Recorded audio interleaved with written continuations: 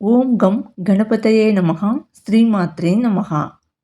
ಶ್ರೀ ಸರ್ವ ಋಣ ವಿಮೋಚನಿ ಮಹಾದೇವಿಯ ಪೂಜಾ ವಿಧಾನ. ಈ ಪೂಜಾ ವಿಧಾನವನ್ನು ಪ್ರತಿಯೊಬ್ಬ ವ್ಯಕ್ತಿಯೂ ಸಹ ತನ್ನ ಜೀವನದಲ್ಲಿ ಸರ್ವ ಋಣಗಳಿಂದ ವಿಮುಕ್ತನಾಗಲು ಒಮ್ಮೆಯಾದರೂ ಈ ಪೂಜಾ ವಿಧಾನವನ್ನು ಭಕ್ತಿಭಾವದಿಂದ ಮಾಡಬೇಕು. ಸರ್ವ ಎಂದರೆ ಎಲ್ಲ, ಋಣ ಅಂದರೆ ಸಾಲ, ಬಾಕಿ, ಬಂಧನ, ಕರ್ತವ್ಯ ಭಾರ ಅಂತ. ಇನ್ನು ವಿಮೋಚನಿ ಅಂದರೆ ಸಂಪೂರ್ಣವಾಗಿ ಬಿಡುಗಡೆ ಮಾಡುವವಳು. ಈ ಎಲ್ಲ ವಿಧವಾದ ಋಣಬಂಧನಗಳಿಂದ ಸಂಪೂರ್ಣ ಮುಕ್ತಿ ನೀಡುವಂತಹ ದೇವಿ ಅಂತ ಇದರ ಅರ್ಥ. ಇನ್ನು ಋಣ ಎಂದರೆ ಶಾಸ್ತ್ರದಲ್ಲಿ ಋಣವು ಕೇವಲ ಹಣವಲ್ಲ. ಮೊದಲಿಗೆ ದ್ರವ್ಯ ಋಣ. ಈ ದ್ರವ್ಯ ಋಣ ಅಂದರೆ ಹಣ ಮತ್ತು ಬಾಕಿಗೆ ಸಂಬಂಧಿಸಿದ್ದು. ಎರಡನೇದಾಗಿ ಪಿತೃಋಣ. ಈ ಪಿತೃಋಣ ಅನ್ನೋದು ವಂಶ ಹಾಗೂ ಕುಟುಂಬದ ಬಂಧನಕ್ಕೆ ಸಂಬಂಧಿಸಿದ್ದು. ಮೂರನೇದಾಗಿ ದೇವಋಣ ಅಂದರೆ ದೇವತಾ ಕೃಪೆಗೆ ಸಂಬಂಧಿಸಿದ್ದು. ಇನ್ನು ನಾಲ್ಕನೇದಾಗಿ ಋಷಿ ಋಣ. ಈ ಋಷಿ ಋಣ ಅನ್ನೋದು ಜ್ಞಾನ ಮತ್ತು ಗುರುಕೃಪೆಗೆ ಸಂಬಂಧಿಸಿದ್ದು. ಐದನೇದಾಗಿ ಕರ್ಮ ಋಣ. ಈ ಕರ್ಮ ಋಣ ಅನ್ನೋದು ಪೂರ್ವಜನ್ಮದ ಕಷ್ಟ ನಷ್ಟಗಳು ಹಾಗೂ ಬಾಧೆಗಳಿಗೆ ಸಂಬಂಧಿಸಿದ್ದು. ಈ ಎಲ್ಲ ಋಣಗಳ ಸಮಗ್ರ ವಿಮೋಚನೆಗಾಗಿ ನಾವುಗಳು ಶ್ರೀ ಸರ್ವ ಋಣ ವಿಮೋಚನೀ ದೇವಿಯ ಪೂಜೆಯನ್ನು ಮಾಡುವುದು ತುಂಬಾನೇ ಫಲಕಾರಿ. ಈಗ ನಾವು ಶ್ರೀ ಸರ್ವ ಋಣ ವಿಮೋಚನಿ ಮಹಾದೇವಿಯ ಪೂಜೆಯಿಂದ ದೊರೆಯುವ ಪ್ರಯೋಜನಗಳು ಏನು ಅಂತ ಒಂದೊಂದಾಗಿ ತಿಳಿಯೋಣ. ಮೊದಲನೇದಾಗಿ ದ್ರವ್ಯ ಋಣ. ಈ ದ್ರವ್ಯ ಋಣ ವಿಮೋಚನಾ ಪ್ರಯೋಜನಗಳು ಏನು ಅಂದರೆ ತೀರಿಸಲಾಗದಂತೆ ಕಂಡ ಸಾಲಗಳಿಗೆ ಮಾರ್ಗಗಳು ಅನ್ನುವು ತೆರೆದುಕೊಳ್ಳುತ್ತದೆ. ಇನ್ನು ಬಡ್ಡಿ, ದಂಡ, ವಿಳಂಬ, ಶುಲ್ಕಗಳು ಅನ್ನುವು ಕ್ರಮೇಣ ಕಡಿಮೆಯಾಗುತ್ತಾ ಹೋಗುತ್ತವೆ. ನಂತರ ಹೊಸ ಆದಾಯದ ಮೂಲಗಳು ಅನ್ನುವು ಪ್ರಕಟವಾಗುತ್ತದೆ. ಹಾಗೆಯೇ ಸಾಲದ ಒತ್ತಡದಿಂದ ಬಂದಂತಹ ಭಯ, ನಿದ್ರಾಹೀನತೆ ಅನ್ನೋದು ನಾಶವಾಗುತ್ತದೆ. ಹಾಗೆಯೇ ಸಾಲ ತೀರಿಸುವ ಸಂಕಲ್ಪ ಬಲ ಮತ್ತು ಶಿಸ್ತಿನ ಮನಸ್ಸು ಅನ್ನೋದು ವ್ಯಕ್ತಿಯಲ್ಲಿ ಉಂಟಾಗುತ್ತದೆ. ಇದೂ ಅಲ್ಲದೆ ಸಾಲ ಮುಗಿಯುವ ದಿಕ್ಕಿನಲ್ಲಿ ಘಟನೆಗಳನ್ನು ಸರಿಪಡಿಸುವ ರೂಪದಲ್ಲಿ ಕಾರ್ಯನಿರ್ವಹಿಸುತ್ತದೆ. ಇನ್ನು ಎರಡನೇದಾಗಿ ಕರ್ಮ ಋಣ. ಈ ಕರ್ಮ ಋಣದ ವಿಮೋಚನಾ ಪ್ರಯೋಜನಗಳು ಏನು ಅಂದರೆ ಪುನಃ ಪುನಃ ಒಂದೇ ರೀತಿಯ ಹಣಕಾಸಿನ ಸಮಸ್ಯೆ ಎದುರಾಗುವ ಋಣಚಕ್ರ ಅನ್ನೋದು ಮುರಿಯುತ್ತದೆ. ದುರ್ಬುದ್ಧಿ, ತಪ್ಪು ನಿರ್ಣಯ, ಮೋಸಗೊಳ್ಳುವ ಸ್ವಭಾವ ಅನ್ನೋದು ತಗ್ಗುತ್ತದೆ. ಇದಲ್ಲದೆ ಅಸಫಲತೆ, ನಿರಾಶೆಯ ಸರಣಿ ಅನ್ನೋದು ಸಹ ನಿಲ್ಲುತ್ತದೆ. ಇನ್ನು ಮೂರನೇದಾಗಿ ನಾವು ನೋಡುವುದಾದರೆ ಪಿತೃಋಣ. ಈ ಪಿತೃಋಣದ ಶಮನದ ಪ್ರಯೋಜನಗಳು ಏನು ಅಂದರೆ ಕುಟುಂಬದಲ್ಲಿ ಸಾಲ, ನಷ್ಟ, ಕಲಹ ಇವುಗಳು ಪೀಳಿಗೆಯಿಂದ ಪೀಳಿಗೆಗೆ ಸಾಗುವ ಪ್ರವೃತ್ತಿ ಅನ್ನೋದು ಕಡಿಮೆಯಾಗುತ್ತದೆ. ಇನ್ನು ಪಿತೃಗಳ ಕೃಪೆ ಸಕ್ರಿಯವಾಗಿ ಆರ್ಥಿಕ ಸ್ಥಿರತೆಯನ್ನು ಉಂಟು ಮಾಡುತ್ತದೆ. ಇದೂ ಅಲ್ಲದೆ ಮನೆತನದಲ್ಲಿ ಶಾಂತಿ, ಒಗ್ಗಟ್ಟು ಅನ್ನೋದು ಪುನಃಸ್ಥಾಪನೆಯಾಗುತ್ತದೆ. ಇನ್ನು ನಾಲ್ಕನೇದಾಗಿ ನಾವು ನೋಡುವುದಾದರೆ ಋಷಿ ಋಣ, ಐದನೇದಾಗಿ ನೋಡುವುದಾದರೆ ದೇವಋಣ. ಈ ಎರಡೂ ಋಣದ ವಿಮೋಚನೆಯ ಪ್ರಯೋಜನಗಳು ಏನು ಅಂದರೆ ಪೂಜೆ, ಜಪ, ಸಾಧನೆಯಲ್ಲಿ ಆಸಕ್ತಿ ಅನ್ನೋದು ಸ್ವಾಭಾವಿಕವಾಗಿ ಹೆಚ್ಚುತ್ತದೆ. ಹಾಗೆಯೇ ಗುರುಕೃಪೆ ಮತ್ತು ದೈವಾನುಗ್ರಹ ಅನ್ನೋದು ಪರೋಕ್ಷವಾಗಿ ಕಾರ್ಯನಿರ್ವಹಿಸುತ್ತದೆ. ಇದೂ ಅಲ್ಲದೆ ಶ್ರದ್ಧೆ, ಶಾಂತಿ, ಸಂಯಮ ಅನ್ನೋದು ಜೀವನದಲ್ಲಿ ನೆಲೆಗೊಳ್ಳುತ್ತದೆ. ಒಟ್ಟಾರೆಯಾಗಿ ನಾವು ನೋಡುವುದಾದರೆ ಶ್ರೀ ಸರ್ವಋಣ ವಿಮೋಚನಾ ದೇವಿಯ ಪೂಜಾ ಮಹಿಮೆಯ ಫಲಗಳು ಅಂದರೆ ಮಾನಸಿಕ ಋಣಭಾರ ಹಾಗೂ ಸಾಲದ ಕಾರಣ ಬಂದಂತಹ ಅವಮಾನ ಭಾವ ಅನ್ನೋದು ದೂರಾಗುತ್ತದೆ. ಮನಸ್ಸಿಗೆ ಸ್ಪಷ್ಟತೆ, ಧೈರ್ಯ, ಸ್ಥಿರತೆ ಅನ್ನೋದು ವೃದ್ಧಿಯಾಗುತ್ತದೆ. ಇದು ಅಲ್ಲದೆ ನಿರಾಶೆ, ಆತಂಕ, ಭಯದಿಂದ ಮುಕ್ತಿಯ ಅನುಭವ ಅನ್ನೋದು ದೊರೆಯುತ್ತದೆ. ಇದಲ್ಲದೆ ಆತ್ಮವಿಶ್ವಾಸ ಮತ್ತು ನಿರ್ಧಾರ ಶಕ್ತಿ ಅನ್ನೋದು ಮರಳಿ ಬರುತ್ತದೆ. ಸಾಲದ ಮೇಲೆ ಮಾತ್ರ ಕೇಂದ್ರೀಕರಿಸದೆ ಜೀವನ ಕ್ರಮ ಅನ್ನೋದು ಸರಿದೂಗುತ್ತದೆ.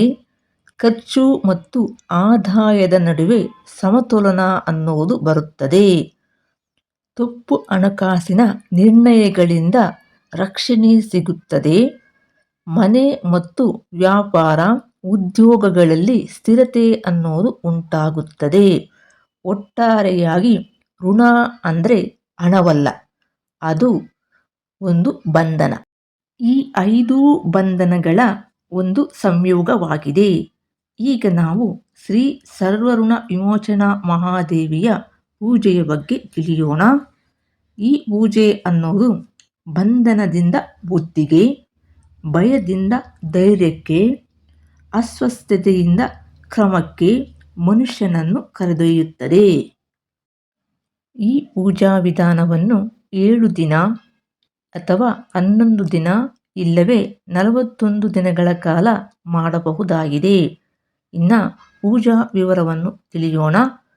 ಪ್ರಾತಃ ಕಾಲ 5:30 ರಿಂದ 8:30 ಒಳಗೆ ಅಥವಾ ಸಂಜೆ 6 ಗಂಟೆಯಿಂದ 8:30 ಒಳಗೆ ಒಂದೇ ಸಮಯವನ್ನು ಪ್ರತಿದಿನವೂ ಪಾಲಿಸಬೇಕು. ಈಗ ಪೂಜೆಗೆ ಬೇಕಾದ ವಸ್ತುಗಳು ಏನು ಅಂದರೆ ದೇವಿಯ ಫೋಟೋ ಅಥವಾ ಯಂತ್ರ.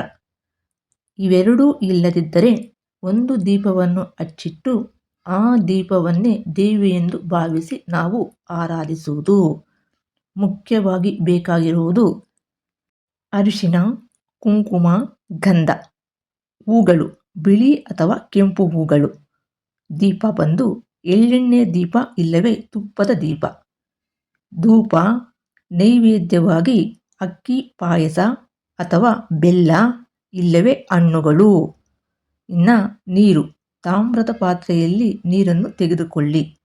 ನಂತರ ಪೂಜೆಯ ಆರಂಭದಲ್ಲಿ ಪ್ರತಿದಿನ ಒಂದೇ ಕ್ರಮವನ್ನು ಅನುಸರಿಸಬೇಕು.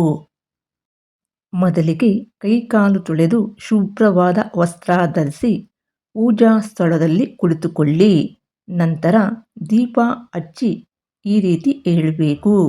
ದೀಪಂ ಜ್ಯೋತಿಃ ಪರಬ್ರಹ್ಮ ದಿವ್ಯ ಜ್ಯೋತಿ ಜನಾರ್ದನಃ ದೀಪೋ ಮೇ ಹರತು ಪಾಪಂ ಸರ್ವಋಣ ವಿನಾಶನಂ ಅಂತ ಹೇಳಿ ನಂತರ ಸಂಕಲ್ಪವನ್ನು ಮಾಡಬೇಕು.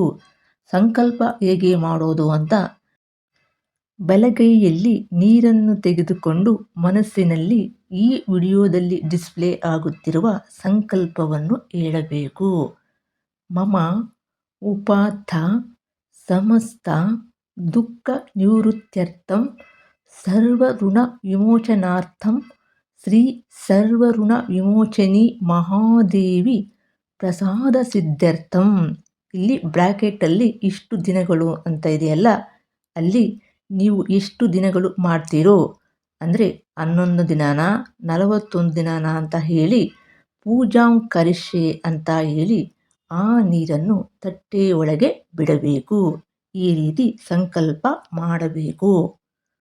ತದನಂತರ ಕಣ್ಮುಚ್ಚಿ 2 ಅಥವಾ 3 ನಿಮಿಷ ಮೌನವಾಗಿ ಧ್ಯಾನವನ್ನು ಮಾಡಿ.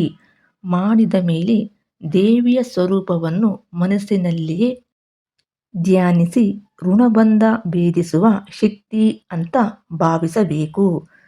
ತದನಂತರ ಈ ದೇವಿಗೆ ಸಂಬಂಧಿಸಿದ ಮೂಲ ಮಂತ್ರವನ್ನು ತಿಳಿಯೋಣ. ಓಂ ಶ್ರೀ ಸರ್ವಋಣ ವಿಮೋಚನಿ ದೈವೇ ನಮಃ. ಈ ಮಂತ್ರವನ್ನು ಪ್ರತಿದಿನವೂ ಸಹ 108 ಬಾರಿ ಜಪ ಮಾಡಬೇಕು. 11 ಬಾರಿ ಆರತಿಯನ್ನು ಮಾಡಿ ದೇವಿಗೆ ಕ್ಷಮಾಪಣೆಯನ್ನು ಹೇಳಬೇಕು. ಅಜ್ಞಾನದಿಂದ ನಡೆದ ತಪ್ಪುಗಳಿಗಾಗಿ ಕ್ಷಮಿಸು ತಾಯಿ ಅಂತ ದೇವಿಯನ್ನು ಬೇಡಿಕೊಳ್ಳಬೇಕು. ಇದರಿಂದ ತಕ್ಷಣದ ಮನಃಶಾಂತಿ, ಸಾಲದ ಒತ್ತಡ ಕಡಿಮೆಯಾಗುವುದು, ಪರಿಹಾರದ ದಾರಿ ಅನ್ನೋದು ಕಾಣಿಸಿಕೊಳ್ಳುವುದು. ಮುಖ್ಯವಾಗಿ ಈ ಪೂಜಾ ವಿಧಾನದಲ್ಲಿ ಶೀಘ್ರವಾಗಿ ಫಲ ಕಾಣಲು ತಾವುಗಳು ಪೂಜಾ ವಿಧಾನದಲ್ಲಿ ಅಷ್ಟೋತ್ತರದಿಂದ ಪೂಜೆಯನ್ನು ಮಾಡಿ ಒಂದೊಂದು ನಾಮಕ್ಕೂ ಒಂದೊಂದು ಹೂವನ್ನು ದೇವಿಗೆ ಅರ್ಪಿಸುವುದು ಸರ್ವಶ್ರೇಷ್ಠ. ಈ ಅಷ್ಟೋತ್ತರವನ್ನು ನಾನು ಡಿಸ್ಕ್ರಿಪ್ಷನ್ ಬಾಕ್ಸಲ್ಲಿ ಕೊಟ್ಟಿರ್ತೀನಿ. ಅಲ್ಲಿಂದ ಕಲೆಕ್ಟ್ ಮಾಡಿಕೊಂಡು ತಾವು ದೇವಿಯನ್ನು ಅರ್ಚಿಸಬಹುದು. ಇನ್ನು ನಿಯಮಗಳು ಏನು ಅಂದರೆ, ಸಾಧ್ಯವಾದ ಮಟ್ಟಿಗೆ ತಾವುಗಳು ಮಾಂಸ ಆಹಾರ, ಮದ್ಯವನ್ನು ತ್ಯಜಿಸುವುದು, ಸುಳ್ಳು, ಕೋಪ ಹಾಗೂ ನಿಂದನೆ ಮಾಡದೇ ಇರುವುದು, ಬ್ರಹ್ಮಚರ್ಯ ಮತ್ತು ಸಂಯಮವನ್ನು ಕಾಯ್ದುಕೊಳ್ಳುವುದು. ಇನ್ನು ಈ ಪೂಜೆಯನ್ನು ಪ್ರತಿದಿನವೂ ಸಹ 3 ಮಾಲೆ ಅಂದರೆ 324 ಬಾರಿ ದೇವಿಯ ಮೂಲಮಂತ್ರವನ್ನು ಜಪಿಸುವುದು ಶ್ರೇಷ್ಠ. ವಿಶೇಷವಾಗಿ ಗುರುವಾರ ಅಥವಾ ಶುಕ್ರವಾರ ವಿಶೇಷ ಹೂವಿನ ಅರ್ಚನೆ ಮಾಡಬೇಕು. ವಾರಕ್ಕೆ 1 ದಿನ ಅನ್ನದಾನ ಅಥವಾ ಗೋಸೇವೆ ಇಲ್ಲವೇ ದೀಪದಾನ ಮಾಡುವುದು ತುಂಬ ಶ್ರೇಷ್ಠ. ಈ ಪೂಜಾ ವಿಧಾನವನ್ನು ಯಾರೇ ಒಬ್ಬ ವ್ಯಕ್ತಿ ಅನುಷ್ಠಾನ ಮಾಡಿದರೆ ಆರ್ಥಿಕ, ಕರ್ಮಋಣ ಹಾಗೂ ಶಮನದಲ್ಲಿ ಅತ್ಯಂತ ಶಕ್ತಿಶಾಲಿ ಫಲ ಅನ್ನೋದು ನೀಡುತ್ತದೆ ಅಂತ ಪುರಾಣಗಳಲ್ಲಿ ಹೇಳಲಾಗಿದೆ. ಸದ್ಯಕ್ಕೆ ಈ ವಿಡಿಯೋನ ಇಲ್ಲಿಗೆ ಮುಗಿಸಿ ಮತ್ತೊಂದು ವಿಶೇಷವಾದ ಮಾಹಿತಿಯೊಂದಿಗೆ ಇನ್ನೊಂದು ವಿಡಿಯೋದಲ್ಲಿ ಮತ್ತೆ ನೋಡೋಣ. ನಮಸ್ಕಾರ.